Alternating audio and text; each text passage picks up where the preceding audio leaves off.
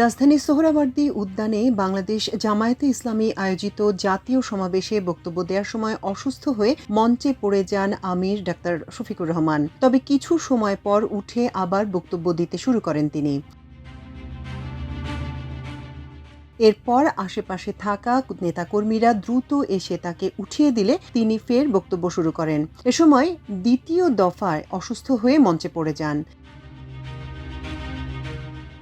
তিনি অসুস্থ হয়ে পড়লে জামায়াতের চিকিৎসকরা তাকে চিকিৎসা দেয়া শুরু করে। তৎপর হয়ে ওঠেন স্বেচ্ছাসেবকরা। পরে আবারও উঠে বসেন তিনি এবং এ দফায় বসে বসেই বক্তব্য শেষ করেন। অর্জন হওয়া পর্যন্ত আমাদের লড়াই অব্যাহত থাকবে।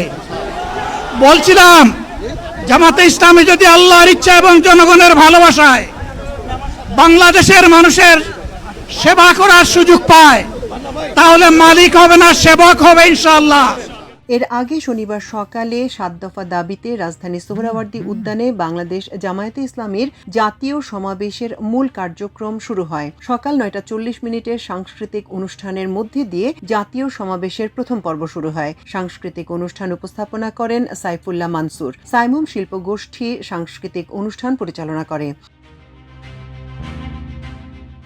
দুপুর ২টায় কুরআন তেলাওয়াতের মধ্যে দিয়ে আনুষ্ঠানিকভাবে সমাবেশের মূল কার্যক্রম শুরু হয়। এর আগে দুপুর ১২:৩০টার দিকে সমাবেশ স্থলে পৌঁছান দলটির আমির ডাক্তার শফিকুর রহমান। উদ্যানে প্রবেশের সময় রাস্তার দুই পাশে নেতাকর্মীরা তাকে ঘিরে স্লোগান দেন। আপ্লুত জামাত আমির হাত নেড়ে শুভেচ্ছা জানান। এ সময় তাকে হাসি মুখে দেখা গেছে।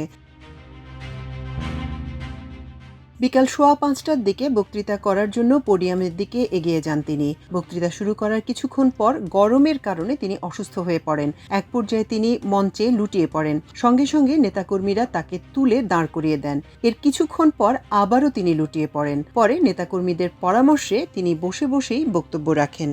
আমি বলতে চাই, বাংলাদেশের নির্দিষ্ট কোন শ্রেণীর মুক্তির জন্য আমাদের এই লড়াই নয়। রাস্তার একজন পরিচ্ছন্নতা কর্মী, চা বাগানের একজন শ্রমিক, রক্ত পানি করে ঘাম জড়ানো আমার একজন রিক্সা চালক ভাই মাঠে ময়দানে বাংলাদেশের মানুষের মুখে যারা এক মুঠো ভাত তুলে দিতে চায়, আমার সেই কৃষক বন্ধুটি। মাল্টিমিডিয়া ডেস্ক, আমার দেশ।